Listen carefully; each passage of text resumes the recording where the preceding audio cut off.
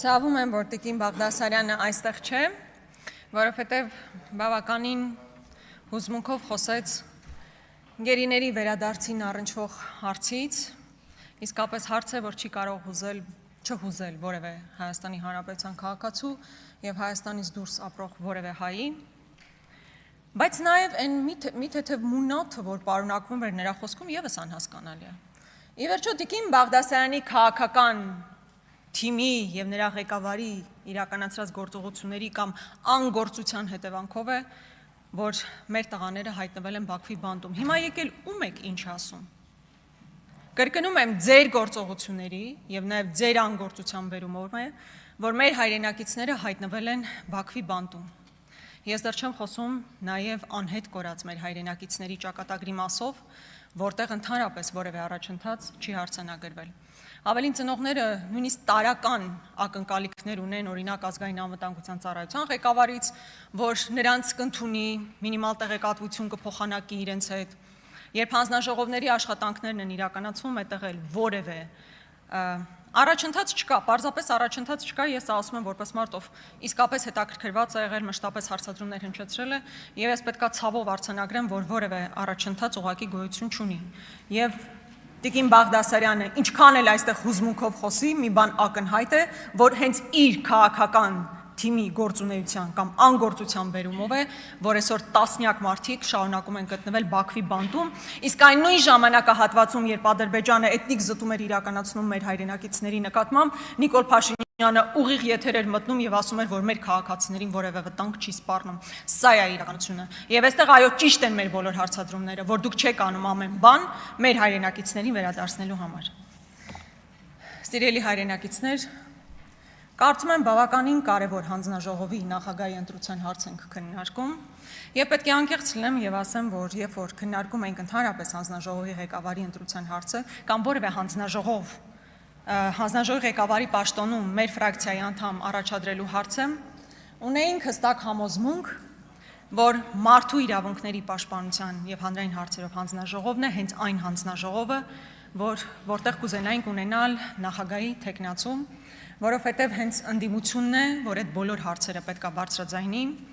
եւ ես վստահ եմ, որ Տիկին Գալստյանը լինելու է Հայաստանի Հանրապետության յուրաքանչյուր քաղաքացու, առանց որևէ խտրականության, յուրաքանչյուր քաղաքացու հետ կապված խնդիրները բարձրաձայնող անձը։ Հիմա եկեք հասկանանք, արդյոք Հայաստանի Հանրապետությունում պաշտպանված են մարդու իրավունքները։ Հարցը առաջանում, որ մարդու իրավունքները։ Եթե այդ մարդը ընդունել է ՔՊ կուսակցության խաչը, եթե ՔՊ համակիր է, իր իրավունքները ամենայն հավանականությամբ պաշտպանված են կամ գոնե ոտնահարված չեն։ Որ պահից այդ նույն մարդը չի պաշտպանում իշխող քաղաքական ուժի հայացքները,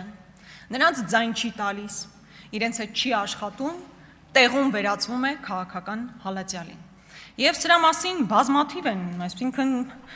կարիք չկա նույնիսկ անուններով հնչեցնել, բոլորը սրա մասին գիտեն, երկակի ստանդարտներ են։ Նիկոլ Փաշինյանը կարող է ամբիոնին կանգնել ասել, ես ձեզ սիրում եմ,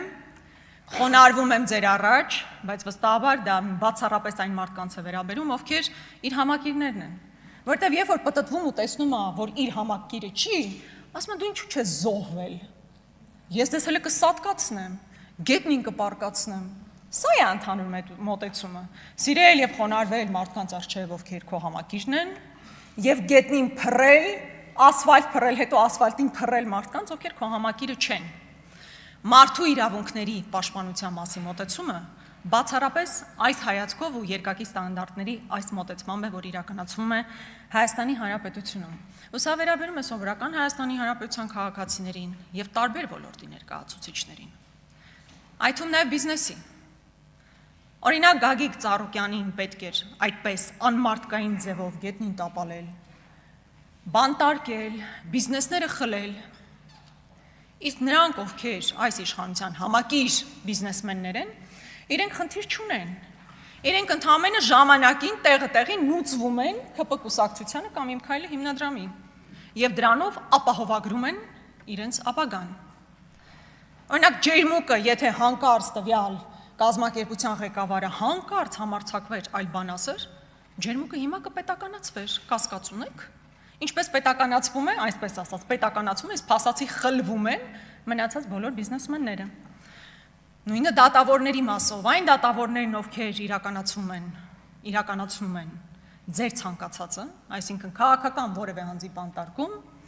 շատ լավ դատավորներ են, իսկ նրանք, ովքեր մի փոքր այլ որոշում պետք է կայացնեն, նրանք կարգապահական վարույթներ են հայտարարում նրանց նկատմամբ, դուրս են մղվում համակարգից, Դավիթ Հարությունյանի օրինակը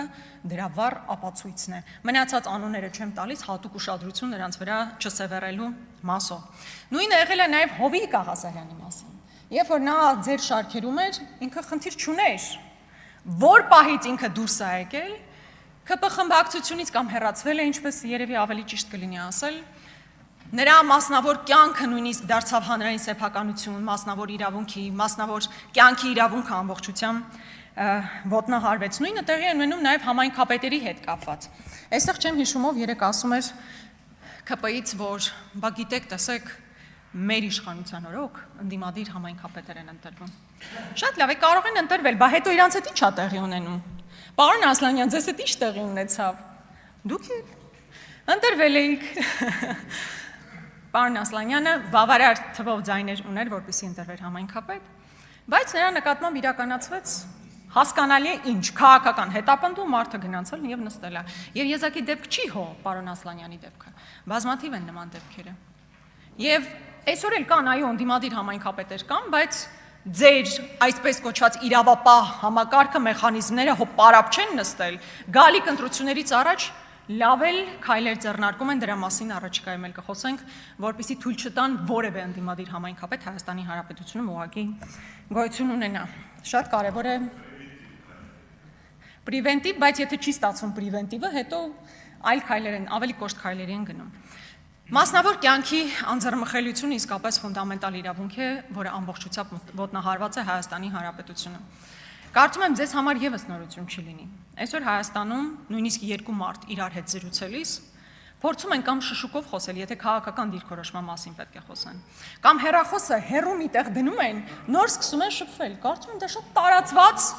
բնական միջավայր է դարձել յուրաքանչյուր Հայաստանի Հանրապետության քաղաքացու նկատմամբ։ Ընդ որում, եթե խոսքը վերաբերեր բացառապես ընդդիմադիր գործիչներին, ես այդտեղ կհասկանամ, ես էլ հո վաղուց գիտեմ, որ մեզ լսում են։ Բայց երբ որ Հայաստանի Հանրապետության ցանկացած քաղաքացի ինձ փողոցում տեսնում է այսպես գաղտնի փորձում է մի բան ասել ու գնալ, որպեսզի հանկարծ որևէ տեղ դա չֆիքսվի,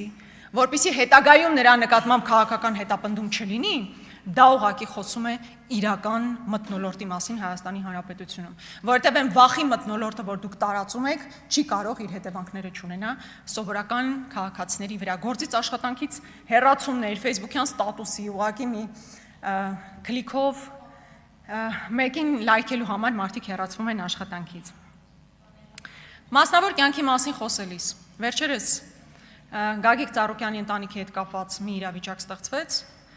որտեղ մարդու մասնավոր կյանքի ընդ որում չապացուցված դրվագներ դարձան հանրային սեփականություն, որը մարդու ուղղակի արժանապատվությունը նվաստացնելու եւ բարոյալքելու նպատակ է ունեցել, ուրիշ ոչինչ։ Կամ երբ որ արդեն ազգային անվտանգության ծառայությունը սահմանապահ զորքերը կարողանում են տեսանյութ տրամադրել մարդու մասին, ու երկրի ղեկավարն էլ ասում է ինչ կա այդտեղ, ինքն է որոշել, ազգային անվտանգության ծառայությունը կարող է արտահոսք իրականացնել։ Չի ասում կարող է տրամադրել ինֆորմացիա, ասում է նորմալ է։ Եթե ազգային անվտանգության ծառայությունից արտահոսք է տեղի ունենում։ Սա ուղղակի խայտառակություն է։ Կանանց իրավունքների մասին խոսեցինք, պարոն Հարությունյան, խայտառակ անեկդոտ եք պատմել։ Խայտառակ, հուսով եմ գիտակցել եք։ Նույնիսկ մի քանի տղամարդկանցով նստած այդ անեկդոտը պատմելը արդեն ամոթ է։ Բայց դուք եկել եք ազգային ժողովի դահլիճում նստած եք դա պատմում։ Լավ չի։ Դա խայտառակություն էր ուղղակի։ Երբ որ խոսեց ԿՊ-ական կին պատգամավորները խոսում են նրա մասին, որ իրենց ընտանիքներ են մտնում եւ այլն,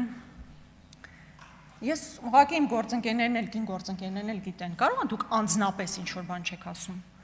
բայց այդ կողքի ինֆլուենսեր կոչվողները, բլոգերները, ֆեյքեջերը տեսել եք ինչեր են տարածում,